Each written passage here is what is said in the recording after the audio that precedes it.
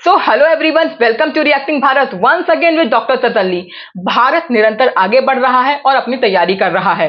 आए दिन आप ये खबर सुनते होंगे कि भारत और पाकिस्तान वेरियस कंट्रीज से नए वेपन्स और टेक्नोलॉजीज की डील्स कर रहे हैं, क्योंकि दोनों देश को ये बात क्लियर है, वो भली भांति जानते हैं और हमें भी क्लियर होनी चाहिए कि वॉर दोनों देश के बीच में कभी भी हो सकती है। ऑपरेशन सिंदूर पॉज हुआ है, खत्म नहीं हुआ है और पाकिस्तान अपनी ऊंची हरकतों से बाज आएगा नहीं, टेररिज्म को बढ़ाने से वो बाज आएगा नहीं और जरूर पाकिस्तान भारत को ऐसा मौका देगा कि भारत फिर से उसकी पिटाई कर सके। और ऑलरेडी पाकिस्तान ने ब्रह्मोस, सुपरसोनिक ब्रह्मोस, भारत के सुपरसोनिक ब्रह्मोस का जलवा देख लिया इस वॉर में। तो पाकिस्तान ये सोच रहा है, इतना डरा हुआ है कि भाई अगर हमने जल्दी कुछ नहीं किया, कोई सुपरसोनिक मिसाइल की डील नहीं की, तो हम हाथ पे हाथ धर के बैठे रहेंगे और इंडिया पीओ को लेके उड़ जाएगा। साथ ही चाइनीज एयर डिफेंस सिस्टम का भी उन्होंने हाल देख लिया है। तो ये पूरा जो डर है ना पाकिस्तान को कि अगर हमने जल्दी कोई सुपरसोनिक मिसाइल की डील नहीं की, जो कोशिश कर रहा है जर्मनी से करने की, हालांकि लॉबिंग से इंडिया उसे ठीक ठाक जवाब दे देगा, तो जो कोशिश कर रहा है कि अगर उसने कोशिश नहीं की, जल्दी सुपरसोनिक मिसाइल की डील नहीं की, तो इंडिया, भारत पूरे पाकिस्तान को कब कब्रिस्तान में चेंज कर देगा, वो भी इस बात को जानता है। अब ये कोशिश कर रहा है सुपरसोनिक की डील करने के लिए। ऑलरेडी भारत के पास सुपरसोनिक मिसाइल है, तो भारत तो इनका फादर है ना, ये तो एक कदम आगे चलेगा। भारत अब काम कर रहा है प्रोजेक्ट विष्णु पे, जो एक हाइपरसोनिक मिसाइल है। देखिए, सुपरसोनिक मिसाइल में क्या होता है, जब कोई मिसाइल, सुपरसोनिक मिसाइल उड़ती है तो वो एक सर्टेन हाइट तक जाती है, वहां से टारगेट को सिलेक्ट करती है और फिर हिट करती है। इस कंडीशन में जो एयर डिफेंस सिस्टम है, हो सकता है उसे डिटेक्ट करके वहां पर डिस्ट्रॉय कर दे। लेकिन हाइपरसोनिक मिसाइल में ये होता है, वो एक सर्टेन हाइट तक जाती है और वहीं से ऐसे करके हिट करती है टारगेट को, जहां पर बहुत लीस्ट चांस होता है कि एयर डिफेंस सिस्टम उसे डिटेक्ट कर सके। एक तरफ भारत अपने डिप्लोमेसी से इनको हरा रहा है, अपनी पूरी टीम को बाहर कंट्रीज में भेज के ऑपरेशन सिंदूर का लक्ष्य और जो इसके पीछे इसका उद्देश्य था उसके बारे में पाकिस्तान की लॉबिंग कर रहा है, पाकिस्तान को जवाब दे रहा है। दूसरी तरफ भारत वेपन्स के थ्रू भी पाकिस्तान को जवाब देने के लिए तैयारी कर रहा है। तो चलिए पाकिस्तानियों की ही जबानी प्रोजेक्ट विष्णु के बारे में जानते हैं और निम्रा अहमद ऑफिशियल के इस चैनल की इस वीडियो पे। तो let's get in the video. Islam ji कैसे हैं जी? प्रोफेसर शाहिद मिराज। बिल्कुल सही सर। आज हम बात करने वाले हैं, भारत ने पाकिस्तान को काउंटर करने के लिए एक नया प्रोजेक्ट लॉन्च कर दिया है, प्रोजेक्ट विष्णु के नाम से, जिसके बारे में वो कह रहे हैं कि एक long range hypersonic cruise missile को टेस्ट किया जाएगा, जिसको वो ब्रह्मोस का भी बाप कह रहे हैं।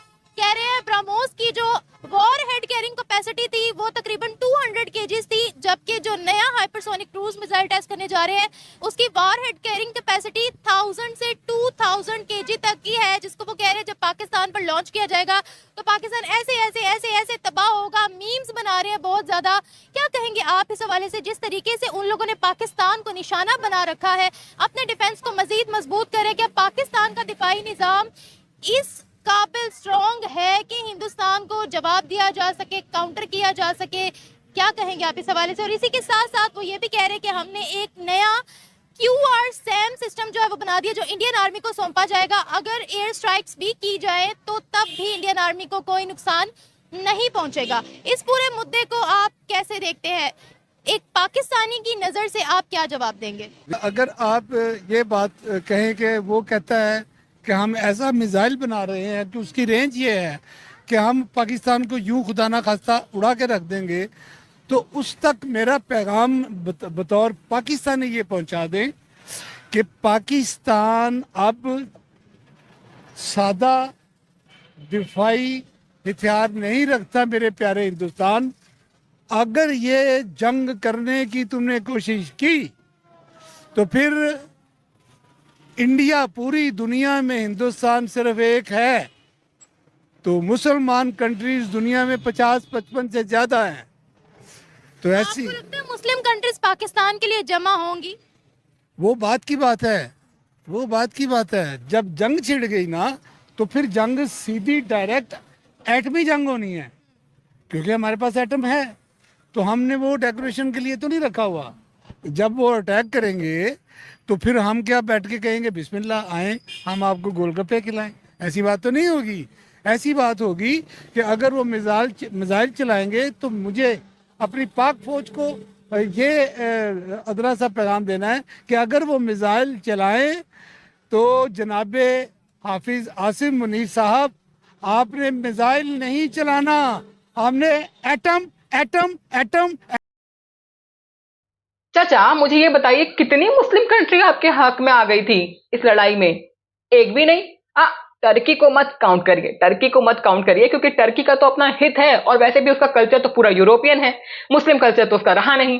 दूसरी बात कि अगर टर्की का जो नॉर्थ साइप्रस वाला जिस पे वो कब्जा करके बैठा हुआ है उस पे पाकिस्तान का सपोर्ट उसको चाहिए, तो उसको छोड़ दीजिए, वो तुम्हारे जो भाई बंधु बने बैठे हैं उनको तो छोड़ दो।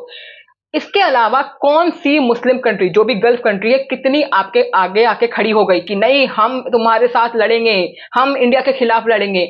एक भी नहीं। सबने इंडिया का सपोर्ट किया, ट्वीट किया, मैसेज किया, एक भी नहीं।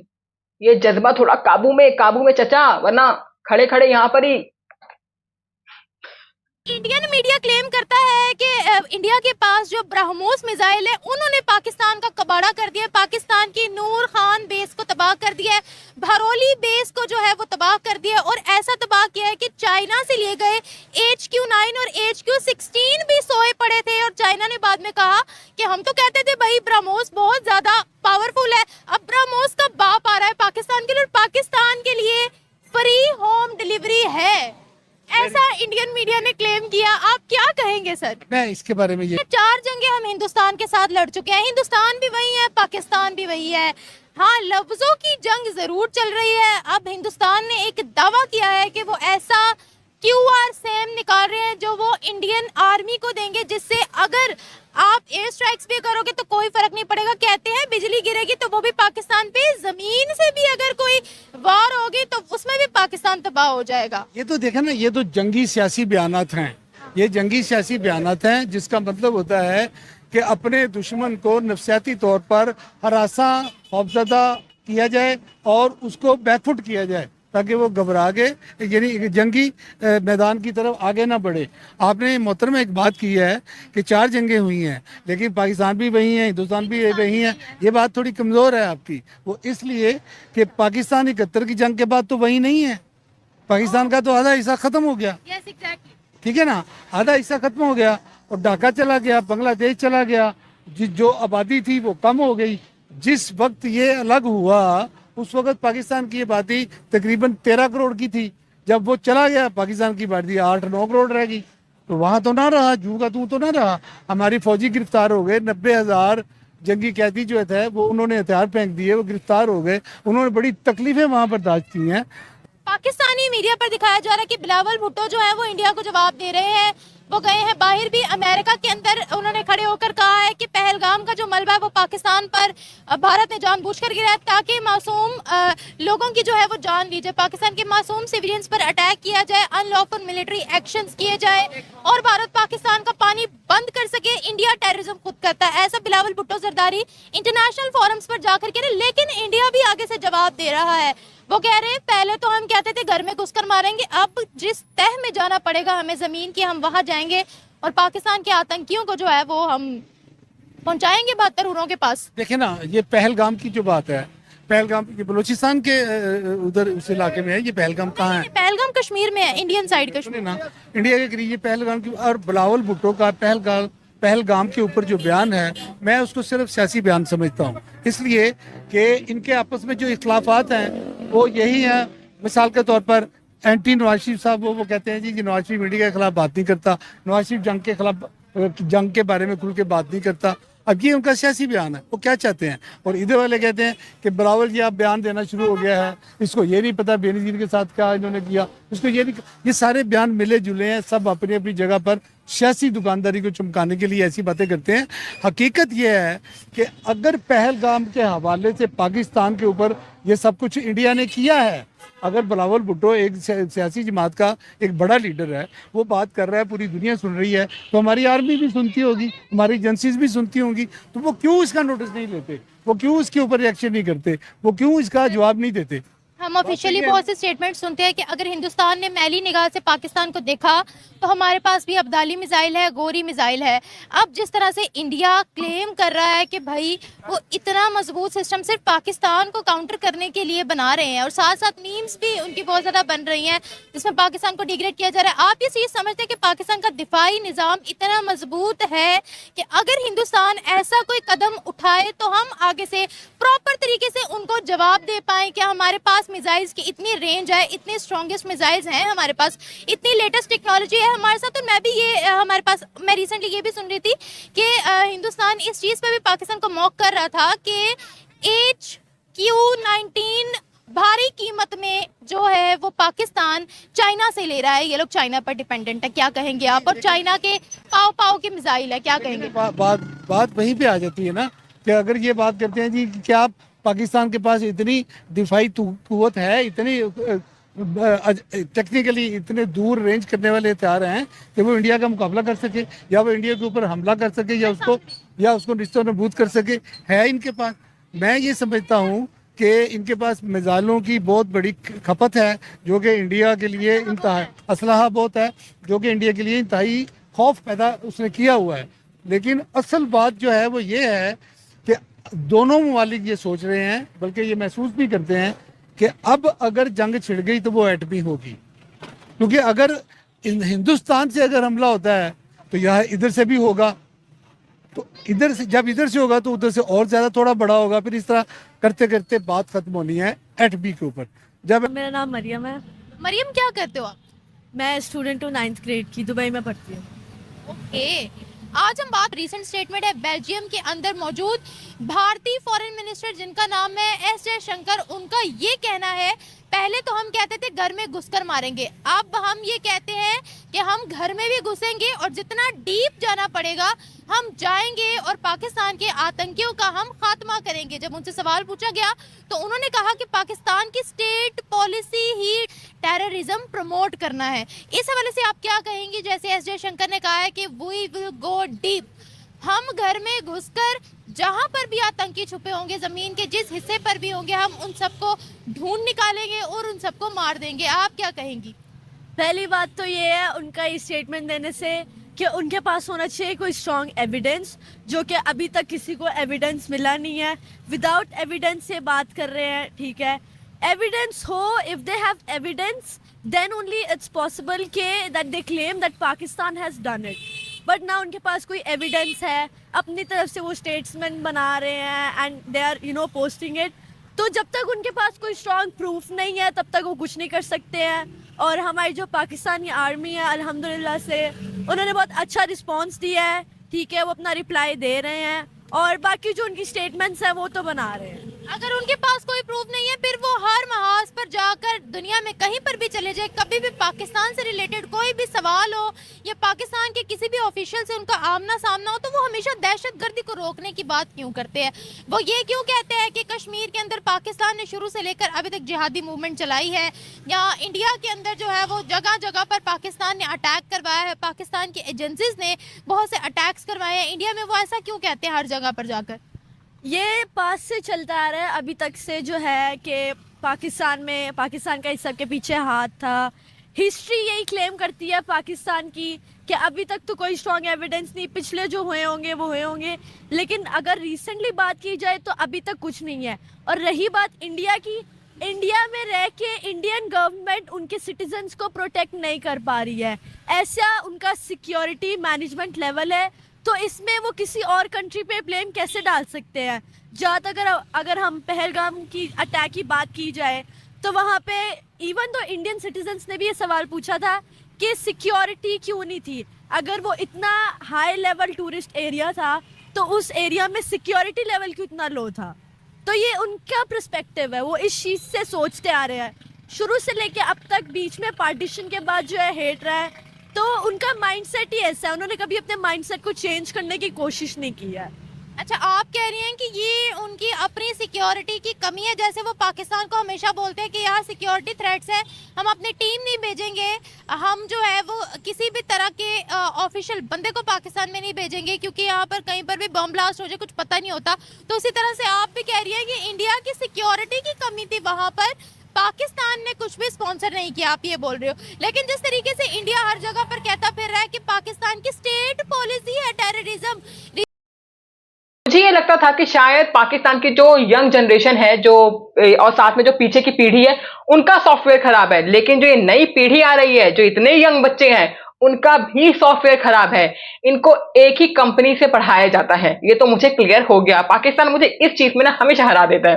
खैर, अब रही एविडेंस की बात। ख्वाजा आसिफ ने जो ये अभी पीछे वायरल हुई थी वीडियो, और यूएनएससी में इस वायरल क्लिप को इंडिया ने उठाया भी था कि ख्वाजा आसिफ ने खुद ही इंटरव्यू के दौरान, जब याल्दा हकीम जो अफगानिस्तान ओरिजिन एंकर हैं, ठीक है, उन्होंने जब इंटरव्यू कंडक्ट किया तो उनको मजबूर कर दिया ख्वाजा आसिफ को सच्चाई उगलने के लिए। और ख्वाजा आसिफ ने सच्चाई उगल के बोला कि हाँ, हमने लंबे समय तक टेररिज्म फंडिंग की है, टेररिज्म को सपोर्ट किया है। और ये बात तो यूएनएससी में भी उठी थी। तो और क्या एविडेंस चाहिए? अब मैं बात करती हूं, हमारे जो विदेश मंत्री यूरोपियन यूनियन में गए हैं। देखिए, European union high representative for foreign affairs and security policy की मीटिंग चल रही थी, वहां पर हमारे डॉक्टर जयशंकर साहब गए हुए थे।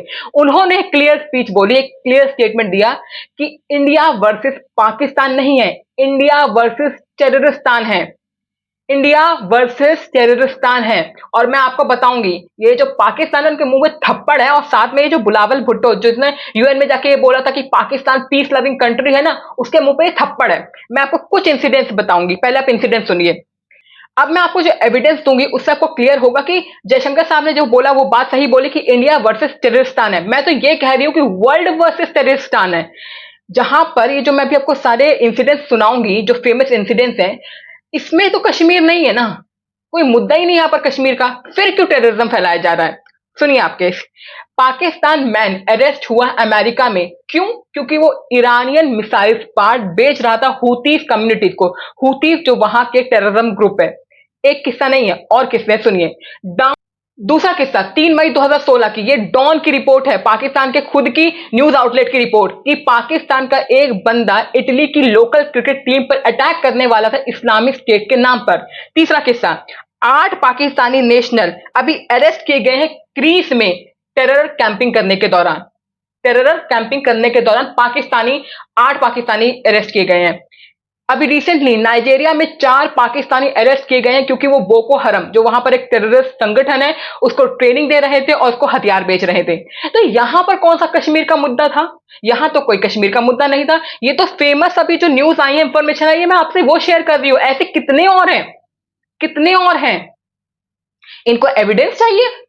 दूसरी बात, ये पाकिस्तानी लड़की बोल रही सिक्योरिटी स्ट्रांग होनी चाहिए। जो भी मैंने अभी आपको इंसिडेंट्स बताए, ये तो बाहर कंट्री के इंसिडेंट्स है, वहां पर सिक्योरिटी स्ट्रांग नहीं थी क्या? मतलब हम तो चोरी करेंगे, तुम्हें संभल के रहना है, तुम्हें बच के रहना है। चोर तो चोरी करेगा, टेररिस्ट तो मारेगा, आपकी गलती है, आप संभल के नहीं रह रहे। तो ये जो छोटे से देश की छोटी सी सोच है ना, वो अपने तक की तुम रखो। रिसेंटली उन्होंने ये भी बोला कि पाकिस्तान की जो स्टेट है, जितने हमने आतंकी मारे हैं मस्जिदों के अंदर, जब अटैक किया उन्होंने लास्ट टाइम, उन सबको स्टेट ने जो है वो फूलों के हार पहनाए हैं, उनकी नमाज जनाजा अदा किया है, उनको ऑनर किया है। तो इससे साफ प्रूफ होता है कि पाकिस्तान जो है वो टेररिज्म प्रमोट कर रहा है। इस तरह के स्टेटमेंट्स इंडिया दे चुका है। उनकी इस स्टेटमेंट से दुनिया में हमारा क्या इमेज जा रहा है? या आपको लगता है पाकिस्तान के पड़ोसी देशों, स्पेशली उन देशों के साथ, उन ममालिक के साथ जिनके साथ पाकिस्तान के ताल्लुकात मजबूत है, उनमें कोई दरार आ सकती है? मुझे नहीं लगता। जैसे कि चाइना कह ले, चाइना ने बहुत साथ दिया पाकिस्तान का। और रही बात जिनकी डेथ हुई है, वो अगर हम अपने पर्सपेक्टिव से देखा जाए तो वो एक तरह के शहीद कहलाते हैं। ठीक है, बात पे दहशतगर्द कहते हैं, हम उनको शहीद कहते हैं। हकीकत क्या है भाई? हकीकत यही है कि जिसने जाना है, जाना तो हम सब नहीं है, ठीक है, लेकिन वो हम मुसलमानों की पर्सपेक्टिव से तो वो शहीद हुए हैं। इंडिया अपनी तरफ से बहुत स्टेटमेंट्स दे चुका हुआ है, बहुत सी स्टेटमेंट्स है, उनकी अभी तक कोई एक स्टेटमेंट भी प्रूफ नहीं कर सका इंडिया।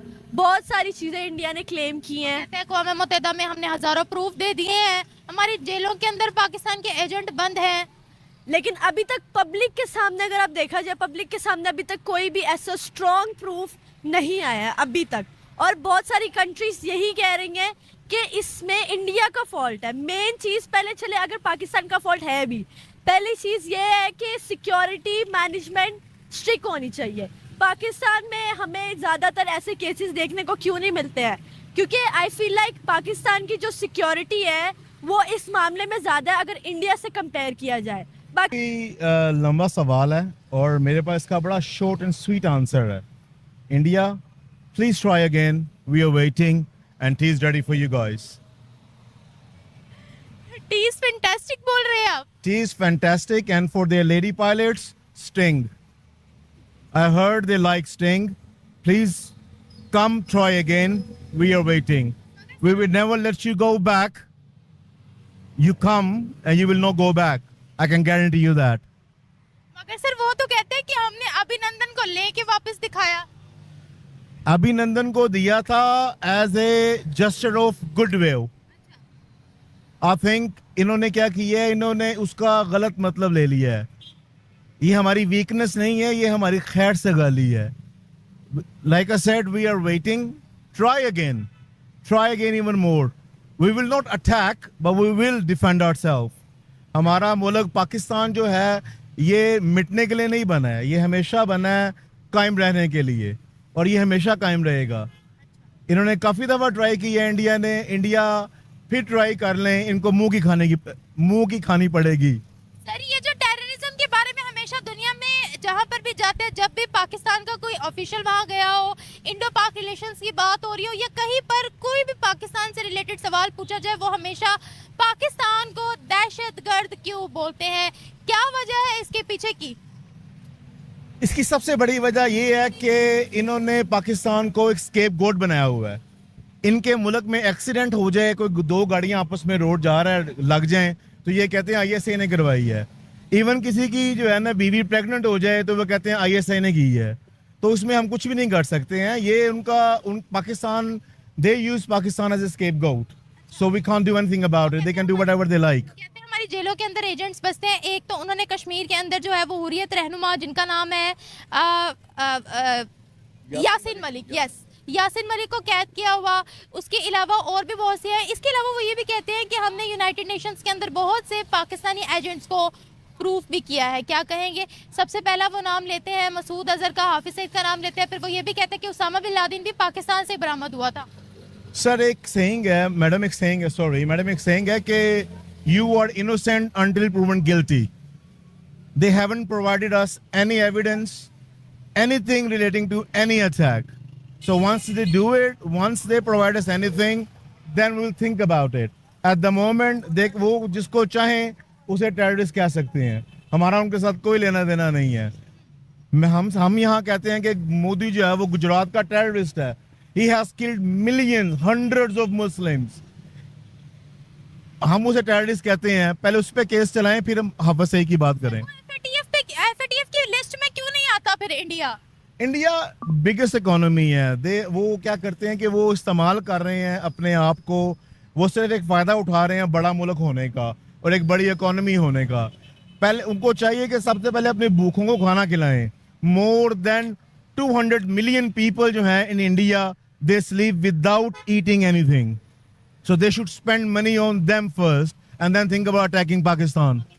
हम चौथी बड़ी इकोनॉमी है, हम लोगों का जो है वो नया भारत है, और प्राइम मिनिस्टर मोदी ने गुर्बत को खत्म कर दिया। अक़वाम मुत्तहिदा रिपोर्ट्स पेश कर रहा है कि गुर्बत भारत की जो है वो खत्म हो गई है। ये सिर्फ बॉलीवुड है, मेरा ख्याल है वो बॉलीवुड बहुत देखते हैं। वो बॉलीवुड में देखते हैं ऋतिक रोशन ने उल्टा जहाज चला लिया तो वो समझते हैं यहाँ भी राफेल कुछ उल्टा चल जाएगा। यहाँ राफेल को हम उड़ने ही नहीं देंगे। ये है प्रिकॉशंस ना लेने का नतीजा। इस तरह के लोग प्रिकॉशंस ना लेने के नतीजे की वजह से ही आते हैं। अभी इसने ये बकवास की कि इंडिया भूखमरी का शिकार है। अच्छा, तो ये जो वर्ल्ड बैंक की रिपोर्ट बता रही है, ये क्या तुम्हारे लीडर्स ने लिखी थी, तुम्हारे फोरफादर्स ने लिखी थी? 45% आधी आबादी पाकिस्तान की बिलो पॉवर्टी लाइन है, गरीबी रेखा के नीचे है। 11 मिलियन, 1 करोड़ लोग भूखमरी के शिकार हैं। ये वर्ल्ड बैंक की रिसेंट की रिपोर्ट है। और मैंने अपनी पिछले वीडियो में बोला भी था कि 27.1% से 5.3% लाके खड़ा कर दिया है इंडिया ने अपनी जो पॉवर्टी को, अपनी हंगर को। इतना कम रेशो कर दिया है, और ये अभी भी पता नहीं कौन सी रिपोर्ट में ये बंदा अटका हुआ है। एक्चुअली इसकी प्रॉब्लम नहीं है, इसकी प्रॉब्लम्स नहीं है, इसके फोरफादर्स की प्रॉब्लम है। इस तरह की जो फसल है ना, आपको पाकिस्तान में ही दिखेगी। ये जो लीडर्स है ना, बखूबी अपना काम कर रहे हैं अपनी जो कंट्री की, अपने आवाम के लोगों को बेवकूफ बनाने में। ऑलरेडी बेवकूफ है, ज्यादा मेहनत करनी नहीं पड़ती है, बस चूरन चटाना पड़ता है रिलीजन का। ये जो कंट्रीज, इनके जो लीडर्स काम कर रहे हैं ना, एकदम सही प्रिसाइज काम कर रहे हैं। बेशक ये मैदान में ना लड़े, लेकिन अपनी कंट्री का ब्रेन वॉश करने में, रेडिकलाइजेशन करने में नंबर 1 है ये। भी हमेशा ये क्लेम करता है कि इंडिया जो है वो टेररिज्म प्रमोट करता है पाकिस्तान के अंदर, स्पेशली खैबर पख्तूनख्वा वाले एरिया में, बलूचिस्तान वाले एरिया में। क्या हमने कभी ठोस सबूत दिया? देखें जी, सबसे उसका बड़ा सबूत जो है वो उनकी अपनी जो उनके जो डिफेंस सेक्रेटरी हैं, उनका जो आईएसआई का चीफ है, वो सब वो कह चुके हैं कि वी विल, उनका रो का, सॉरी एक्सक्यूज मी, उनका जो रो का चीफ है वो ये कह चुका है कि we sponsor terrorism, we sponsor BLA, we sponsor all other Pakistan against जो छोटी छोटी जमातें बनी हुई हैं उनको सपोर्ट करते हैं। वो जो एक पागल है, वो मंकी हेड है, क्या नाम है उसका, जनरल गौरव आर्या, जिसको कोई काम नहीं है दुनिया में सिवाय मेजर गौरव आर्या, उसका कोई काम नहीं है सिवाय बैठ के भौंकने के कि भाई ये कर दो, वो कर दो। कराची लुट गया, मैं लंदन में बैठा हुआ था, मुझे पता चला कराची जल रहा है, मैंने कराची में फ़ोन किया, वो कहते हैं यार हम तो निहारी खा रहे, नली निहारी खा रहे हैं। तो दैट्स ऑल बुलशिट। वो उन्हें कुछ नहीं पता, वो सिर्फ टीवी के शेर हैं और कैमरे के शेर हैं। वो कैमरे में वो समझते हैं अर्नब गोस्वामी जैसे चीख रहा होता है वैसे हम सब लोग चीखेंगे तो हमारी लोग बात मान जाएंगे, हमारी कोई बात नहीं मानेगा। आपने कहा कि उन्होंने खुद कहा हम BLA को स्पॉन्सर करते, मैं हैरान हूँ अगर उनकी तरफ से ये स्टेटमेंट आई है तो दुनिया की बड़ी बड़ी ताकतें फिर कैसे चुप बैठी है, या फिर वो ग्रे लिस्ट में क्यों नहीं आ रहे अगर वो खुद रंगे की चोट पर ये सारी चीजें जो है वो एक्सेप्ट कर रहे हैं। लेकिन आपने बोला आप लंदन से हैं, क्योंकि हम लोग तो पॉलिटिकल स्टेटमेंट सुनते हैं, मोदी गवर्नमेंट की स्टेटमेंट सामने आ रही होती हैं, उनकी हुकूमत ने पाकिस्तान के बारे में क्या बोला उस हवाले से बातचीत हो रही होती है। लेकिन आप लंदन में बसते हैं, लंदन में पाकिस्तानी भी बहुत है और इंडियंस भी वहाँ पर बहुत है। अगर आपके इंडियंस से कोई पाला पड़ा है या आपके कोई कलीग हैं तो आप क्या ऑन द कैमरा बता सकते हैं कि उनका इस पूरे क्लैश के बारे में क्या राय है? सारा हिंदुस्तान जो है वो पाकिस्तान के खिलाफ नहीं है, ये सिर्फ एक माइनॉरिटी है। RSA जो है, RSS ये जो जमात है जो एक एक्सट्रीमिस्ट जमात है, इनकी आइडियोलॉजी है अखंड भारत। दे थिंक कि जी पाकिस्तान का वजूद होना ही नहीं चाहिए और यहाँ सिर्फ एक अखंड भारत होना चाहिए। ये मोदी की सोच है, उसकी थिंकिंग है, ये RSS की थिंकिंग है और इसके सिवाय कुछ नहीं है।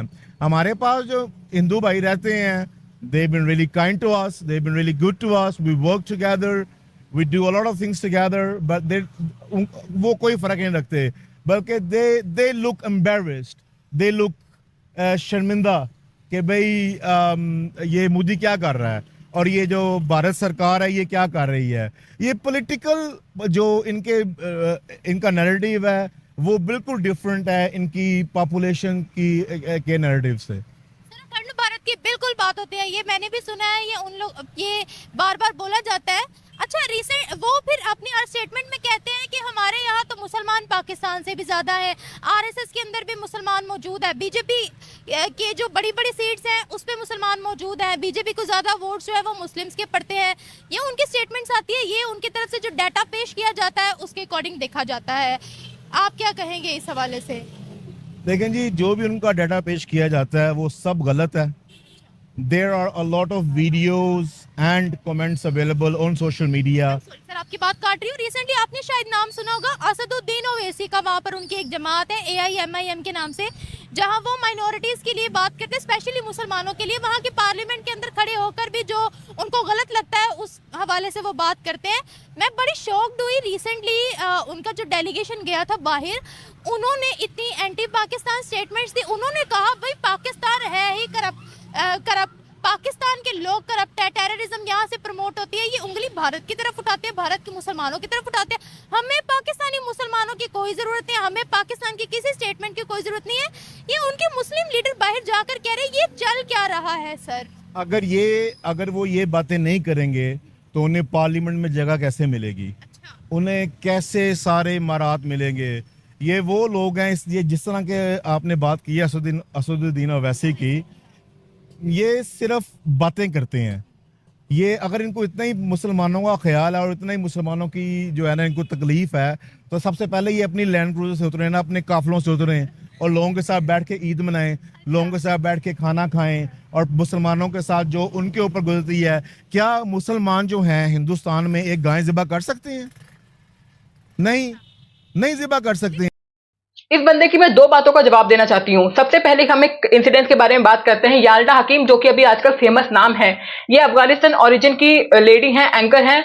तो लगता है कि याल्डा हकीम ने अपने ही कंधों पर दारमदार उठा लिया है पाकिस्तान को एक्सपोज करने के लिए। जैसे कि इंडिया का एक पूरी टीम गई है, सेनेटर्स गए हैं ऑपरेशन सिंदूर की वजह बताने के लिए, लोगों को बीच में जागरूकता फैलाने के लिए कि क्या भारत का स्टैंड है दूसरी कंट्रीज में। ऐसे ही पाकिस्तान का भी डेलीगेशन गया हुआ है, तो वहां पर उनकी एक पाकिस्तान पीपल्स पार्टी की एक सेनेटर है शेरी रहमान। उन इंटरव्यू के दौरान याल्डा हकीम ने उनको इतना ग्रिल्ड किया है, तंदूर में अच्छे से इतना सेका है ना कि उनकी पूरी सकपकी निकल गई है। जी हाँ, अब इंटरव्यू के दौरान याल्डा हकीम ने जब टेररिज्म के ऊपर इनसे क्वेश्चन किया ना, तो उन पूरे फुल्ली एसी रूम में भी ना उनका फेस से मेकअप उतरने लगा, साथ ही उनके किरदार का भी मेकअप उतरने लग गया। जी हाँ, जैसे कि वो अपनी आवाम को बेवकूफ बनाती आ रही थी, सोच रही थी कि वो याल्डा हकीम को भी इंटरनेशनल मंच पर इतनी बड़ी एंकर को भी बेवकूफ बना देंगे, लेकिन उन्होंने याल्डा हकीम ने भी अपनी कमर कस रखी थी। पहले तो स्टार्टिंग में जो पाकिस्तान का हमेशा जो विक्टिम कार्ड है उसने वो चलने की कोशिश की कि हमारे लोग भी तो मरे, लेकिन याल्डा हकीम ने भी अपनी कमर कस रखी थी पाकिस्तान को एक्सपोज करने के लिए। तो उन्होंने पूछा